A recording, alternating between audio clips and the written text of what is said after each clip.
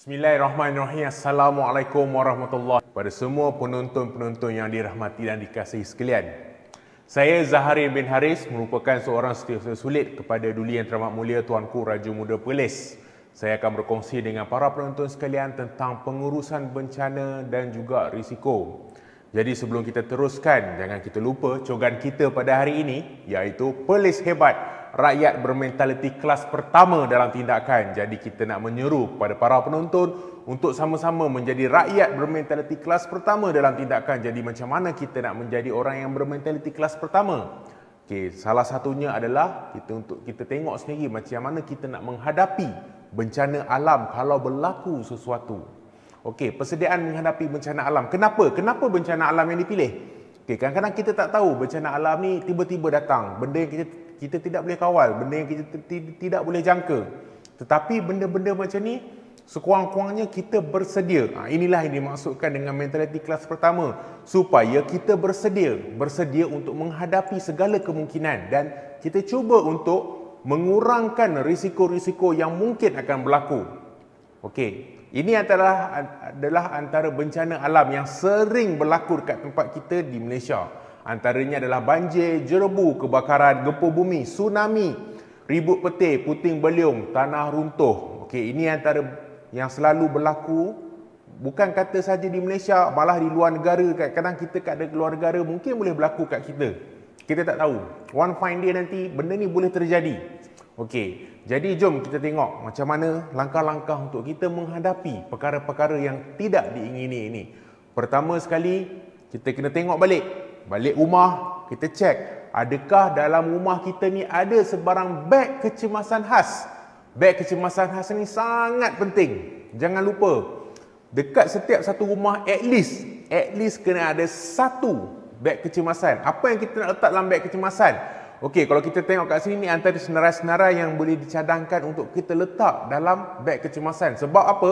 Kalau berlaku, contohlah, kalau berlaku kebakaran ke, kalau berlaku banjir ke, kita tak perlu nak tergesa-gesa nak ambil barang-barang, nak selamatkan TV, nak selamatkan sofa, nak selamatkan katil. Tapi kita just ambil beg kecemasan ni, lari keluar. Especially kalau kebakaran lah. Kalau kebakaran ni dah tak boleh tunggu dah. Kena keluar terus. Kadang-kadang paling penting sekali dokumen-dokumen. Kita tak sempat nak selamatkan IC kita, surat beranak. So dalam beg kecemasan ni kena pastikan juga ada salinan-salinan photostat. Of course kita akan bawa yang original tu dalam beg duit, beg tangan apa semua. Tapi pastikan IC, kad pengenalan, pasport, surat nikah, dokumen-dokumen yang penting, buku bank ke, kad bank ke, ada photostat. Sebab kalau berlaku apa-apa, kita nak buat balik benda tu ambil masa, memang susah. Jadi photostat siap-siap, letak dalam beg kecemasan. Segala ubat-ubatan, charger ke, lampu suluh, semua letak dalam beg kecemasan. Kalau berlaku kecemasan dalam rumah, terus kita ambil, lari keluar. Okey? Antara bencana alam yang sering berlaku adalah banjir. Okey, kita tengok dulu video ni. Di Perlis hingga pagi ini sebanyak 20 pusat perpindahan banjir dibuka seluruh Perlis selepas satu ditutup, iaitu di Titi Tinggi, Padang Besar. Seramai 1,719 penduduk daripada 516 keluarga ini masih berada berita di banjir pusat yang berlaku dekat perpindahan. Perlis. Dan saya percaya dekat seluruh negeri dekat Malaysia ni pernah berlaku banjir. Jurucakap Bilik Gerakan Banjir Tengok tu, Jabatan banjir sampai ke Kebajikan paras Masyarakat kaki, JKM ke Perlis, paras 6 buah lutut. pusat pemindahan dibuka. Jadi apa yang kita nak buat dalam kalau berlaku kawasan macam ni? Parlimen Kangar, Adakah kita nak 6 di tunggu Padang kat Besar dalam dan rumah? 9 di Arab. Jadi Bilangan ini bertambah adalah berbanding tips-tips yang 15 boleh pusat dikongsikan perpindahan dibuka untuk kita buat sehingga persediaan malam tadi. awal. Pusat perpindahan di Sekolah Okey, Kebangsaan kita tengok apa tips. Dan yang paling penting sekali, balik rumah ni, kita tengok balik dekat mana soket Swiss yang 3 lubang tu yang kita selalu duk charge handphone, charge apa, kat mana yang paling rendah. Kadang-kadang orang tak perasan. Ada yang paling rendah. Bila balik rumah tengok, sebab bila paras air makin naik dalam rumah, tanpa kita sedar, soket tu yang bahaya sebab soket tu ada arus elektrik.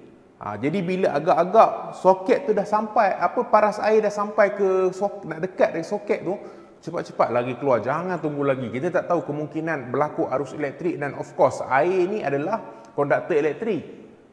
Jadi pastikan soket paling rendah tu kita tahu. Dekat mana? Dekat bilik, dekat dapur, dekat ruang tamu.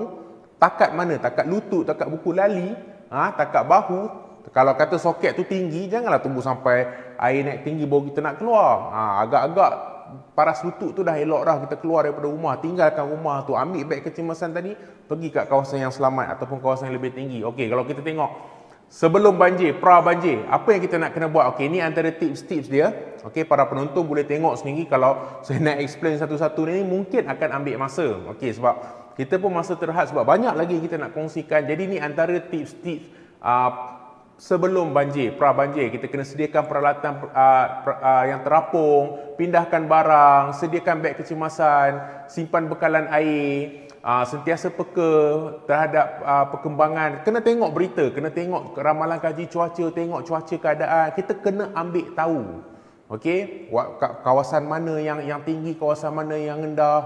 Okey.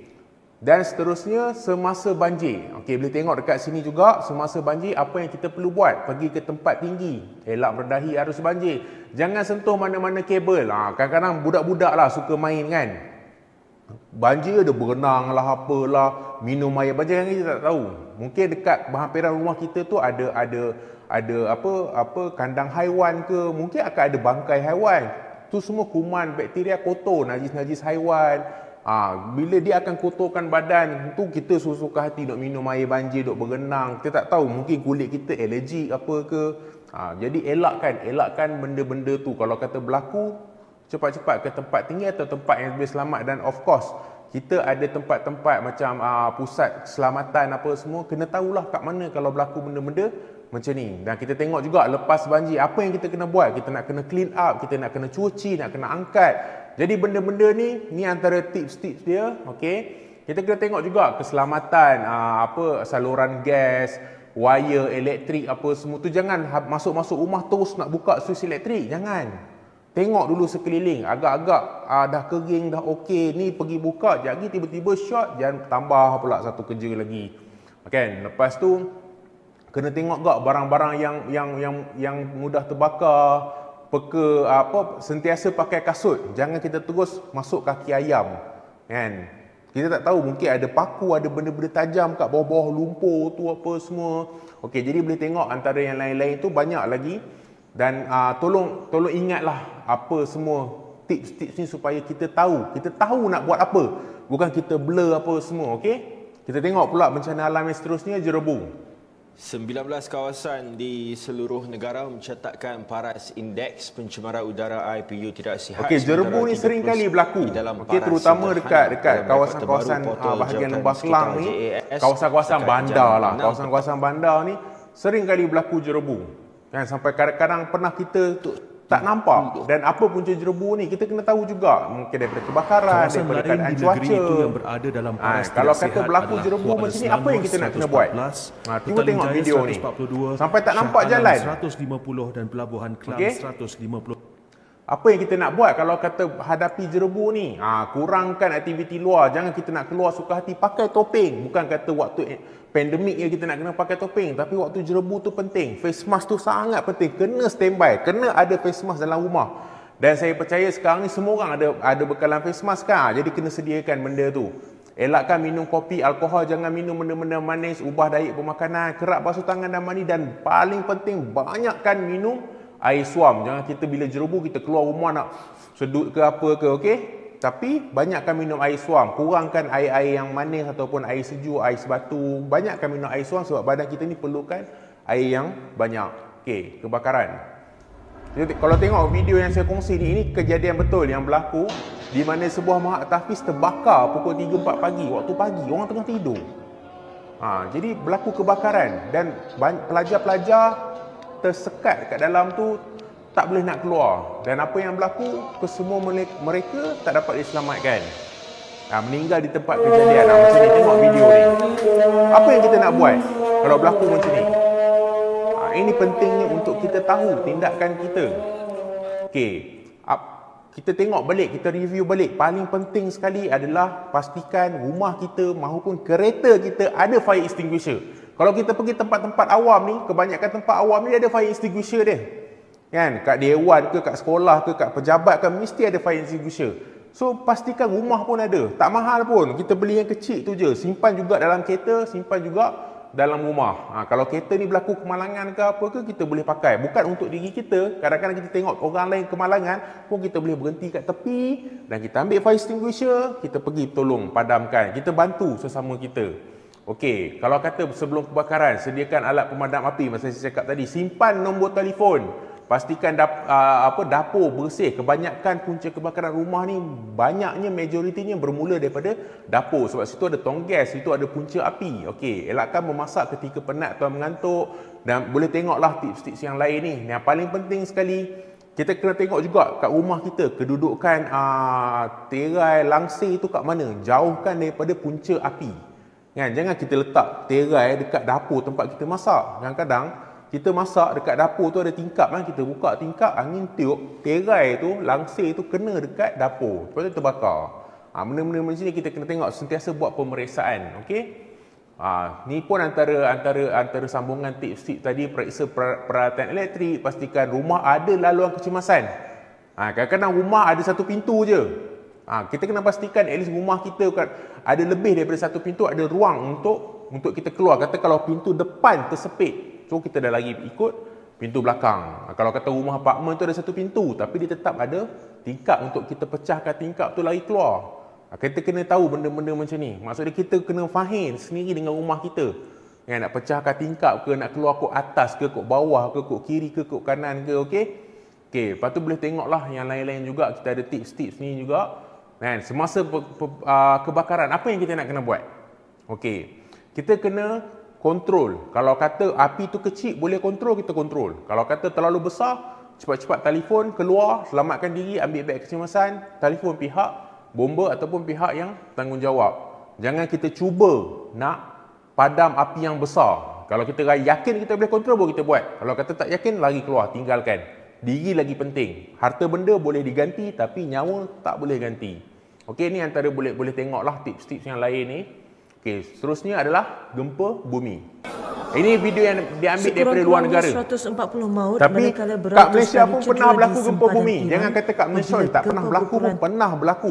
Seingat saya tahun 2003, 2004 macam tu. Masa tu saya sekolah lagi. Masa tu ada berlaku tsunami dan ada berlaku gempa bumi. Untuk mencari puluhan mangsa. Kalau ini dekat luar ni, di bawah runtuhan, ini negara luar ni, berlaku gempa bumi ni macam mana? Apa yang kita nak kena buat? Nak duduk kat dalam, nak lagi keluar.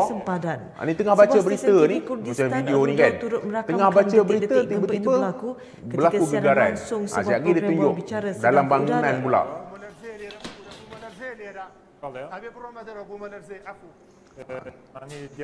Selain itu, rakaman di sebuah pusat hiburan juga turut merakamkan dalam saat para shopping pelanggan mall berlari berlaku gegaran untuk gempa menyelamatkan bumi. diri ketika Apa nak kena kejadian buat? berlaku. Of course, bila kita nak menghadapi gempa bumi ni, kita tak boleh duduk saja. Kita kena tahu nak bertindak. Okey, jangan panik, lindung kepala. Matikan suis utama, jangan lalu jalan-jalan. Kalau kata tengah memandu, elakkan berhenti mendadak. Okey, bekerjasama dengan pihak penyelamat, dapatkan informasi yang sahih, elak menggunakan lift. Ini paling penting. Kalau dalam bangunan, jangan guna lift. Guna tangga. Setiap bangunan ada tangga kecemasan dia. Dan kalau kita dalam bangunan, sebaik mungkin cuba keluar daripada bangunan tu. Sebab kadang-kadang bila berlaku gegaran, gempa bumi ni, siling-siling dekat atas tu nanti jatuh. Kena kepala, itu yang buatkan cedera apa semua tu. Okey, kita tengok pula tsunami. Okey, video ni pun yang berlaku dekat negara kita. Cuba tengok tu. Kita nampak ombak tu macam biasa kan. Kalau kita pergi pantai, kita pergi laut, macam ombak besar, ombak tu datang, macam tak ada apa. Tengok ada budak kat situ macam relax je, boleh duduk rakam. Budak-budak duk main lagi kat situ. Kita nampak ombak tu datang macam tu. Tapi kita tak tahu ombak tu laju. Walaupun dia tak besar, dia bukan macam cerita filem datang ombak tinggi macam tu, tak. Dia tak ada datang tinggi. Tapi kelajuan dia ni boleh membunuh. Kelajuan tsunami ombak macam ni 80 ke 100 km, macam kita duk bawa kereta ke highway tu. Bayangkan kalau walaupun dia rendah macam ni, tapi laju dia tu, dia datang, tengok. Orang tak tahu. Dia pukul dekat pantai, kejap lagi tengok ada kereta. Kereta pun bergoyang, nampak tu. Kereta tu pun bergoyang, dia pukul. Bila dia pukul, dia tarik balik. Itu yang bahaya. Dia tarik balik, kita dah ada tengah laut. Jadi sebelum kita nak pergi pantai, apa yang kita nak kena buat? Okey, macam mana kita nak menghadapi tsunami? Benda-benda macam ni tak boleh nak elak, tapi at least kita kena tahu tanda-tanda tsunami. Dan kita kena tengok juga kat pantai tu, walaupun kita selalu orang pergi pantai ni pergi bercuti, betul tak? Kita kena tahulah kat mana laluan dia, kat mana kita nak selamatkan diri apa semua. Tengok ramalan kaji cuaca sebelum pergi, jangan main pergi je. Okey, seterusnya ribut petir. Ribut petir ni memang benda yang selalu ada lah bila hujan lebat ke apa ke, kan? Tapi apa yang kita nak kena buat? Adakah kita nak tunggu saja macam ni kan? Tengok je ribut petir, kilat menyambar. Kalau boleh jangan elakkan untuk berada dekat luar. Okey, jangan duduk dekat luar. Jangan kita nak seronok-seronok nak pergi rakam, nak masuk dekat Facebook ke Instagram ke, nak tunggu. Jangan tunggu. Bila berlaku benda macam ni, nampak tu kilat apa semua kan. Jadi kita nak hadapi dia ni macam yang ditulis dekat sini ni, jangan duduk kawasan lapang, jangan duduk kat padang lah, especially kadang-kadang ribut petir ni, petir kilat apa semua ni dia datang waktu hujan. Kadang-kadang kat padang kan. Dekat padang kilat menyambar, padang tu basah. Itu yang buatkan kadang-kadang orang duduk kat padang tiba-tiba keras. Sebab dia tak tahu, kadang-kadang main bola petang-petang tiba-tiba keras. Sebab padang tu basah. Jadi bila padang basah, elakkan duduk kat padang, elakkan duduk kat pokok. Bila nampak macam tu, duduk dalam bangunan, cari tempat berlindung yang selamat. Okey, boleh tengok tips-tips dekat sini dan seterusnya. Puting beliung. Okey. Ini dekat Malaysia ni, dekat Jambatan Pulau Pinang kalau tak silap saya. Kita ada pusaran angin tu. Dekat laut selalu banyaklah pusaran angin, pusat-pusat air kita panggil, nampak tu. Benda ni berlaku. Memang berlaku dekat sini. Jadi apa yang kita nak buat kalau berlaku benda-benda macam ni? Nampak pusaran air tu kan, dia masuk kan kat jambatan, dia bagi salam, Assalamualaikum, dia keluar balik. Jadi apa yang kita nak kena buat? Adakah kita nak tunggu atau kita nak pergi duduk, nak pergi tengok? Kan? Ni dekat luar negara ni. Dekat luar negara dia ada tornado apa semua. Dalam Malaysia belum sampai tahap tu lagi lah, tapi tak mustahil satu hari nanti akan berlaku. Jadi kalau benda di sini berlaku, apa yang kita nak kena buat? Okey, boleh tengok kat sini. Kita kena berlindung dalam rumah. Jangan kita pergi dekat. Suis elektrik apa semua kita kena jaga. Kalau kata dapat ada dulu kat bangunan yang tinggi, segera dapatkan perlindungan, pergi kat tingkat yang paling bawah. Okey, kadang-kadang waktu petang-petang kita nampak daun-daun kering berpusing apa semua kan. Itu tanda-tanda kecil. Tanda-tanda kecil ada puting beliung. Tak kisahlah besar ke kecil ke, tapi jauhkan diri daripada tempat tu. Jangan kita tunggu je lagi kat situ. Jauhkan diri. Kadang-kadang nampak kan puting angin, daun-daun kering berpusing dekat padang ke kat mana, jangan tunggu. Cepat-cepat beredar. Okey, lepas tu tanah runtuh. Tanah runtuh ni pun seringkali berlaku dekat kawasan-kawasan mana? Kawasan-kawasan bukit.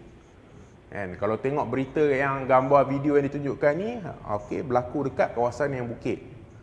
Sebab apa? Sebab dia tanah menghakis. Selalunya lepas hujan apa ke, tanah menghakis, itu yang berlakunya tanah runtuh. So kita kena hati-hati bila kita lalu kawasan berbukit. Inilah boleh tengok berita ni. Terjadinya longsor di Genting, Malaysia yang sempat terekam. Ini berita Indonesia saya ambil, tapi dia melaporkan kejadian gempa tanah runtuh ni berlaku dekat Genting.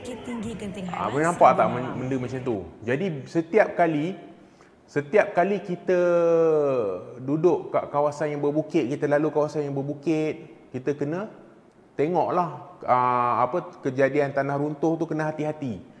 Katalah kalau kata macam ni, macam disebut kat sini, selamatkan diri ikut laluan kecemasan. Kalau ada dalam bangunan, lindungi diri daripada bangunan. Pernah berlaku tanah runtuh hakisan, kalau siapa yang pernah tahulah kes Highland Tower dulu, hakisan tu tanah runtuh kena bangunan dan bangunan tu jatuh, collapse.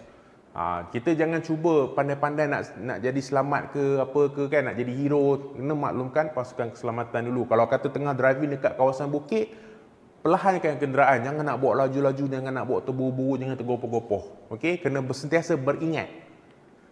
Jadi selain daripada bencana alam, saya nak sentuh juga tentang CPR. Siapa kat sini yang tahu tentang CPR? Dan saya yakin tak semua orang mahir tentang CPR. Kita tahu CPR itu adalah satu teknik pernafasan daripada mulut ke mulut untuk menyelamatkan nyawa apa semua kan. Kalau kita tengok kat sini tafsiran CPR ni, tapi pentingnya kita untuk belajar at least basic. Saya bukan nak ajar macam mana nak buat CPR. Ini secara ringkas lah macam mana nak buat kan. Berapa kali tekan, berapa saat nak hembus apa semua. Sebab apa? CPR ni penting kadang-kadang kita boleh selamatkan nyawa orang sementara nak tunggu bantuan sampai. Kalau kata berlaku sesuatu kecemasan, kita dah call ambulans mungkin ambil masa 10 ke 15 minit nak datang, bergantung pada tempat tu. Jadi pentingnya untuk kita tahu sebelum menunggu, semasa menunggu ketibaan bantuan sampai tu, at least kita cuba buat CPR. Ada orang sesak nafas ke, sakit jantung ke apa ke. Kadang-kadang CPR ni boleh menyelamatkan nyawa walaupun sekejap. Sebab dia nak bantu pengedaran darah tu elok balik. Jadi penting untuk para penonton tahu macam mana nak buat CPR. Kalau tak tahu, belajar. Banyak kursus dekat sekolah, dekat pejabat, boleh panggil pasukan kesihatan ataupun pasukan keselamatan untuk bantu ajar basic CPR. Sekurang-kurangnya kita tahu macam mana nak buat kalau berlaku sesuatu di rumah ke, di tempat kerja ke. Kita boleh kata call ambulans okey, call ambulans 10 minit 10 saat terus sampai. Tak, dia akan ambil masa juga. Itu pentingnya peranan kita kat sini. Ini kita tengok antara cara-cara lah untuk buat bantuan CPR. Tapi saya menyeru para penonton untuk belajar tentang basic untuk menjalankan CPR itu sendiri. Okey. Kita dah bercakap tentang bencana alam, kita dah bercakap tentang CPR. Jadi apa kaitan dia dengan mentaliti kelas pertama ni? Okey, sebagai seorang manusia biasa yang tak boleh elak daripada takdir. Orang kata kadang-kadang lah bencana alam ni takdir. Tapi sekurang-kurangnya kita tahu untuk menghadapi, kita bersedia untuk menghadapi benda tu dan mengurangkan segala risiko. Sebab of course bila berlaku bencana alam, bila berlaku kejadian-kejadian yang tak diingini ni, kita tak tahu nasib kita macam mana. Tapi sekurang-kurangnya kita bersedia. Kita bersedia dengan sepenuh hati, kita tahu nak buat ni. Kalau berlaku ni, kita tahu nak bertindak macam mana, dengan siapa nak rujuk, dengan siapa kita nak hubungi. Kita dah tahu. Dalam telefon ni kita dah save dah nombor balai paling dekat, balai polis, balai bomba, klinik ke apa, kita dah save nombor yang paling dekat. Sebab apa? Sebab kita dah bersedia. Bersedia untuk menghadapi. Jadi inilah yang dimaksudkan dengan pengurusan risiko. Pengurusan risiko adalah untuk mengenal pasti, menilai dan mengatur kepentingan risiko sebagai kesan ketidaktentuan pada matlamat sama ada positif atau negatif, diikuti oleh penggunaan sumber secara teratur dan ekonomi bagi mengurangkan, memantau, mengawal kemungkinan dan kesan peristiwa yang tidak diingini. Jadi sebaik-baiknya kita mengurangkan risiko kita. Mungkin kalau kata berlaku kebakaran, daripada keseluruhan rumah terbakar tu, sekurang-kurangnya kalau kita bersedia, kita boleh kurangkan risiko kebakaran tu kan. Contoh macam kita asingkan benda-benda mudah terbakar. Kita terai dengan langsa ni, kita tidak dekatkan dengan api. Kita tahu exit kat mana, kalau kita dalam bangunan kat mana. Kadang-kadang kita pergi shopping mall, kita tanya diri kita, kat mana pintu exit kat mana pintu keluar, berapa banyak pintu yang ada dalam shopping mall tu untuk keluar kalau berlaku kecemasan. Jadi kat situ kita melatih minda kita melatih diri kita untuk menjadi seorang yang bermentaliti kelas pertama dan sentiasa bersedia untuk mengurangkan risiko. Jadi apa risiko yang berlaku pada anda jika bencana alam melanda? Bagaimana hendak meminimalkan risiko. Jadi itulah yang dimaksudkan sebentar tadi, untuk menjadi seorang mentaliti kelas pertama, kita kena sentiasa bersedia. Sebab kadang-kadang bencana alam ni benda yang tidak diajar secara mendalam. Tapi sekurang-kurangnya kita ambil tahu benda-benda basic supaya kita dapat kurangkan risiko-risiko yang mungkin akan dihadapi. Okey, jadi sekali lagi jangan lupa, Perlis hebat, rakyat bermentaliti kelas pertama dalam tindakan. Sama-sama kita untuk menjadi seorang yang bermentaliti kelas pertama dalam segala tindakan kita. Dan ini pentingnya kita untuk sentiasa bersedia dalam apa jua keadaan sekalipun. Sekali lagi, saya merafak sembah, mohon ampuni limpah perkenan Duli Tuanku untuk menjunjung setinggi kasih kepada Duli Yang Teramat Mulia Tuanku Raja Muda Perlis, dan menjunjung setinggi kasih terhadap Duli Yang Teramat Mulia Tuanku Raja Puan Muda Perlis atas peluang yang diberikan untuk berkongsi sedikit perkongsian pada hari ini berkaitan dengan bencana alam dan juga pengurusan risiko. Saya memohon maaf jika ada terdapat salah dan silap. Saya berharap agar perkongsian ini serba sedikit dapat memanfaatkan kepada semua penonton sekalian. Terima kasih diucapkan atas masa anda semua. Wabillahi taufiq wa hidayah. Wassalamualaikum warahmatullahi wabarakatuh. Terima kasih.